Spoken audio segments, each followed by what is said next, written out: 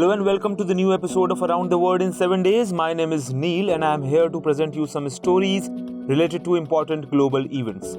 In this segment, we shall analyze two international stories of the past week. First of all, we will discuss the political uproar in Pakistan as the opposition political parties in Pakistan introduce a no confidence motion against the PM Imran Khan. Secondly, we shall talk about Wang Yi's surprise visit to Kabul and the movement for a new country in China.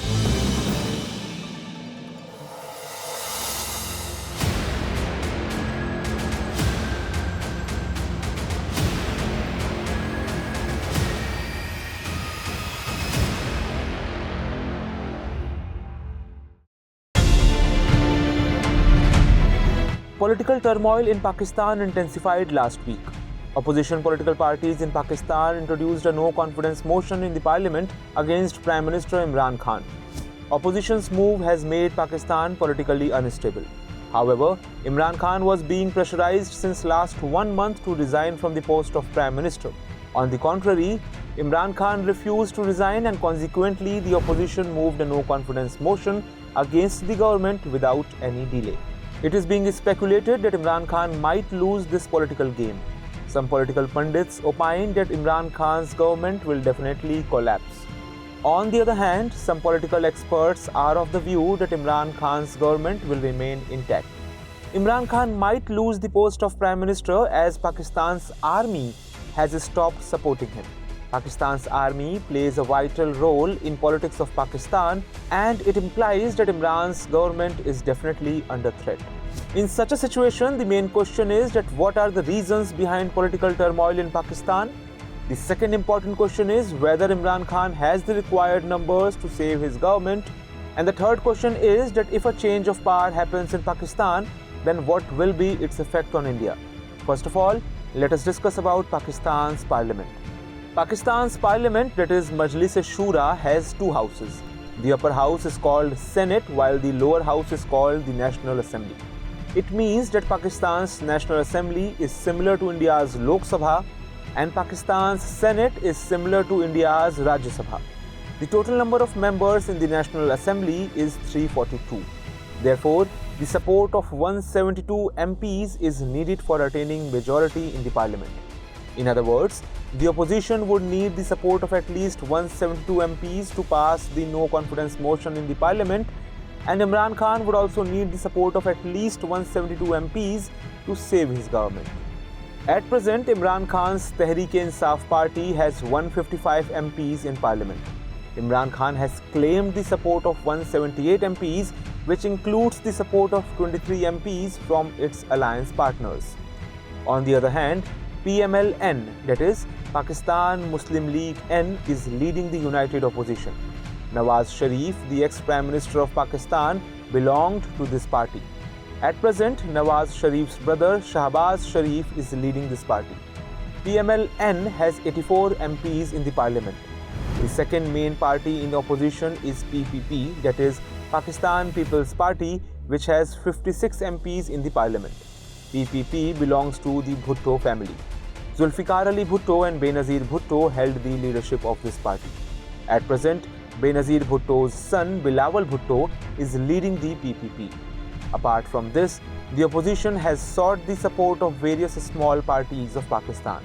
Even though Imran Khan is claiming the support of 178 MPs, some of his alliance partners have parted ways with him.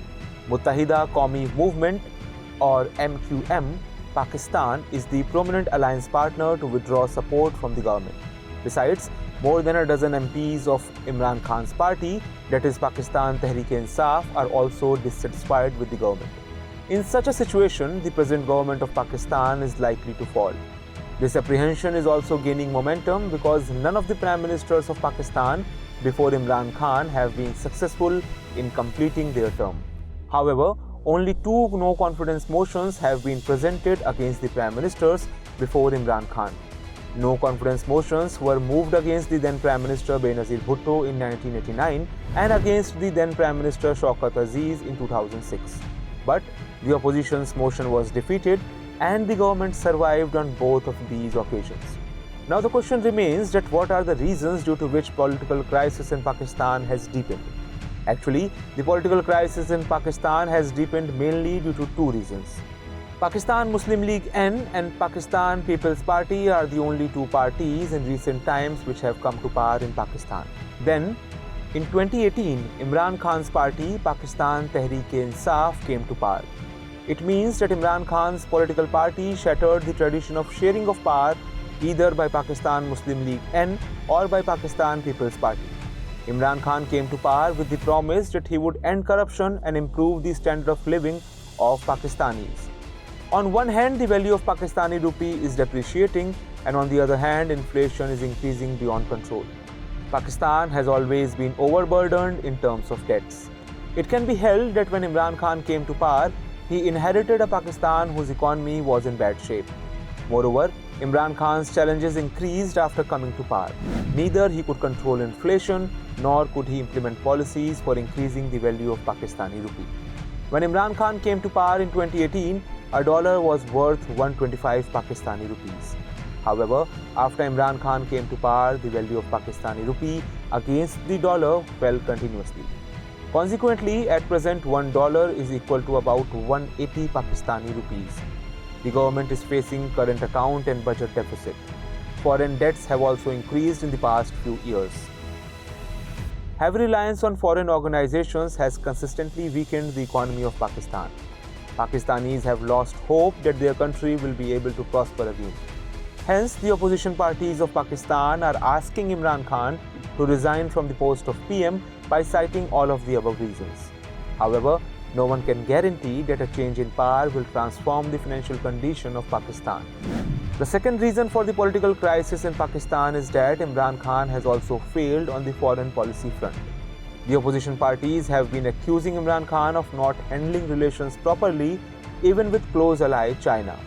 On the other hand, Pakistan's relations with America and the Muslim world, especially with Saudi Arabia, have also deteriorated drastically.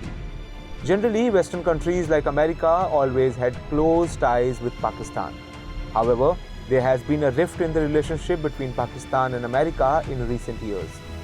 On the contrary, America's ties with India have increased, and it is not being accepted by the political class of Pakistan. On the other hand, Imran Khan has developed closeness with Turkey and Malaysia during his tenure. However, Saudi Arabia maintains a distance from Turkey and Malaysia. Saudi Arabia had been a very close ally of Pakistan. We have already mentioned that when Imran Khan came to power in 2018, Pakistan was facing an economic crisis.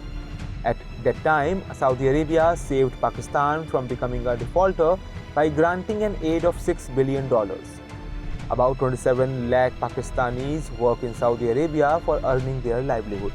The foreign exchange coming from Saudi Arabia plays a pivotal role in the forex of Pakistan. But several media reports have published that Pakistan's growing closeness with Turkey and Malaysia has made Saudi Arabia uncomfortable. Opposition parties are also presenting the unfriendly relations of Pakistan with Saudi Arabia as a major failure of the Imran Khan government. The third major reason for the political crisis in Pakistan is that Imran Khan has not had good relations with Pakistan's army. Pakistan's army has organized 4 coups since Pakistan got independence in 1947. There have been almost 4 unsuccessful attempts as well to change power. The army chief also plays a pivotal role in the appointment of head of ISI, Pakistan's intelligence agency. In such a situation, the army plays a crucial role in the politics of Pakistan. However, it was often in news that Imran Khan's relation with Army Chief Qamar Javed Bajwa were not cordial. Therefore, it is being believed that Pakistan's army is trying to topple Imran Khan's government from behind the scenes, and it is supporting the opposition parties in coming to power. It remains to be seen whether Imran Khan will be able to set a new trend by saving his government, or will he maintain the old trend by losing power. In the end, let us understand how the change of power in Pakistan will affect India. Experts are of the view that whatever be the outcome of this no-confidence motion, there is little hope that the tensions between India and Pakistan will de-escalate. It is so because if the government changes in Pakistan, then a coalition government of PPP and PMLN will come to power. It is an open secret that the new government will be formed with the support of Pakistan's army, and it is quite evident that the army will interfere in the new government. In such a situation, the relations between India and Pakistan will not become cordial as long as Pakistan's army continues to interfere in the new government. It is said that there is a mutual understanding between the political parties of Pakistan and the Pakistan's army that no decision will be taken on matters related to India without the army's consent. On the other hand, the Pakistan's army support is sort of mandatory for forming a stable government in Pakistan. Therefore, even if the opposition parties come to power, they will support the Pakistan's army decisions taken against India, and hence it is quite unlikely that the relations between India and Pakistan will ever become cordial.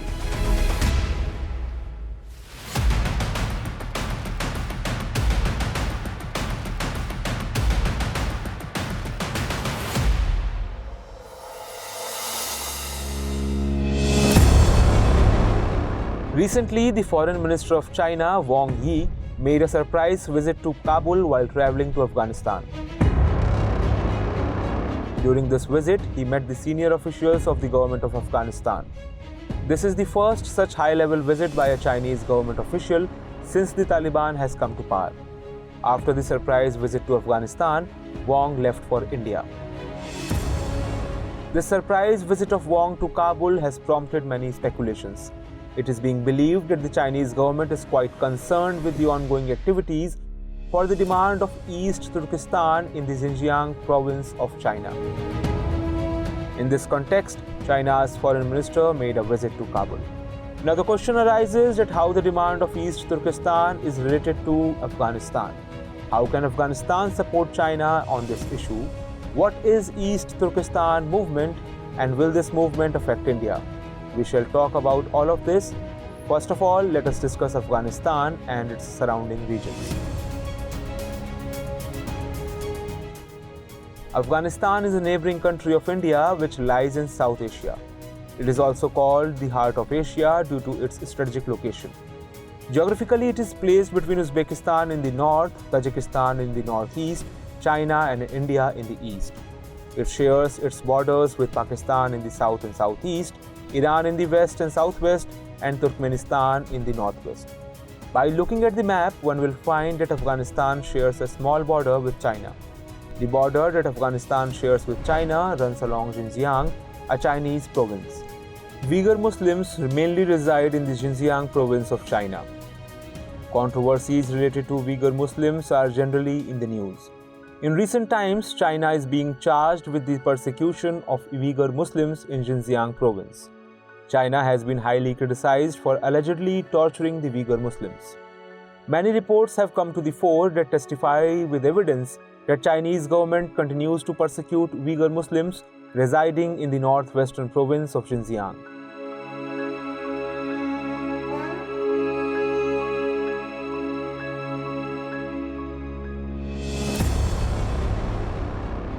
China has detained Uighur Muslims in the detention camps in Xinjiang where they are subjected to physical torture.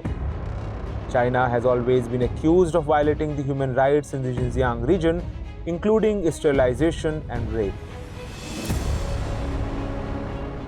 Moreover, the Chinese government has also been accused of massacring the Uighur Muslims. However, according to the Chinese government, Uighur Muslims are involved in terrorist and separatist activities. China fears that Uighur Muslims desire to establish an independent country. For this reason, the Uighur Muslims are often persecuted by the Chinese government. Now, the question arises that why the Chinese government perceives this. Some Central Asian countries are located adjacent to Xinjiang province, and Uighur Muslims also reside in these regions. Xinjiang is home to China's ethnic minority, that is Uighur Muslims. Hence, the Uighur Muslims of China have cultural relations with the neighboring regions. It means that their culture is more or less the same. They share a familial relation. On the other hand, East Turkestan Islamic Movement, a separatist organization of Uighur Muslims, is active in Xinjiang. It is said that it aims to establish an independent country, namely East Turkestan. Under these circumstances, China feels that some foreign powers are supporting the separatist movement in the Xinjiang province. China fears that Uyghur separatists may declare Xinjiang as an independent country. However, the United Nations Security Council has recognized the East Turkestan Islamic Movement as an international terrorist organization, and it has already banned the organization. Moreover, the US has also banned this organization by declaring it as a terrorist group in 2002. According to research, the foundation of East Turkestan Islamic Movement was laid in 1940. In 1980, that is after 40 years of its establishment, this group started turning fanatic. This separatist group or its supporters believe that Uyghurs in Xinjiang have a defined history of more than 4,000 years. An argument supporting Xinjiang's independence is that Xinjiang is a colonial possession of People's Republic of China, and it is not an inherently integral part of the sovereign state. It is so because the People's Republic of China is not a legitimate successor of the Republic of China. In fact, China was earlier ruled by the Republic of China, which is now confined to Taiwan. The People's Republic of China ousted the Republic of China and seized power in 1947, but Uighur Muslims of Xinjiang did not support it. You can watch our old episode to understand the whole story. The link has been given in the description below. That was all about the background of the East Turkestan Islamic Movement. Now we will try to understand how Afghanistan is related to the movement, due to which China seems to be concerned. To understand this, we will have to look at the world map once again. Afghanistan shares a small border with China in the east, that is Xinjiang province, and Xinjiang is the main center of East Turkestan Islamic Movement. It was recently in news that hundreds of fighters of East Turkestan Islamic Movement are gathering in Afghanistan. According to media reports, these fighters are united in the Badakhshan province of Afghanistan. A recent UN report has revealed that hundreds of fighters of East Turkestan Islamic Movement are present in the Badakhshan region and its neighboring provinces. Under these circumstances, China feels that these fighters can enter Xinjiang province through the Wakhan corridor, Pakistan-occupied Kashmir, or Central Asian countries. Therefore, China seems to be concerned about these fighters entering the Xinjiang province. China is of the view that there have been links between Taliban and the East Turkestan Islamic Movement. Therefore, when the possibility of Taliban coming to power was being witnessed, China was getting worried. China was concerned because if the Taliban succeeded in seizing power, then the movement may become stronger.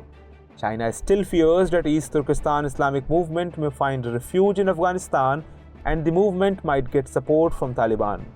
Therefore, China has laid down a condition that it will maintain ties with Taliban only when the Taliban ends its association with the East Turkestan Islamic Movement.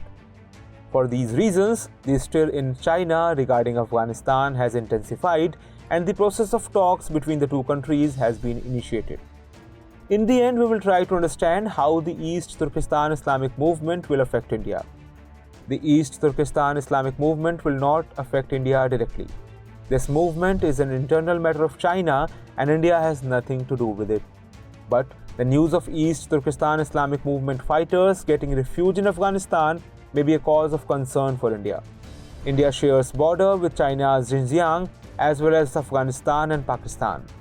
In such a situation, it is quite possible that these fighters might enter India through all these three routes. If these fighters enter India, then terrorism in Kashmir may escalate further. Now let us have a look at two questions based on the stories of this bulletin. 1. What are the reasons for the recent political crisis in Pakistan?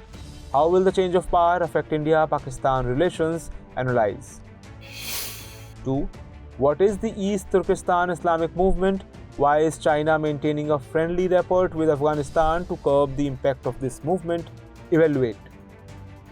That was all for this episode of Around the World in 7 days. See you next week with more stories that are shaping the world around us. Till then, stay tuned.